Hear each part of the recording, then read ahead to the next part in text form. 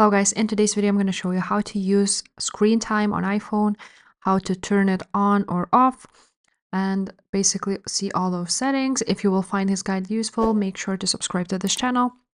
Now, all you have to do is go ahead to your settings, find screen time right there, and if it is enabled, you will see all of this here. If you don't have it enabled, then you want to go ahead and turn it on. And now you will see all of these downtime, app limits, apps allowed, content privacy restrictions, and so on and so forth. If you want to see all app activity, just click right there and you will see all app activity here, how much time you spent on there, a day, a week, and so on and so forth. So you could see how much you have.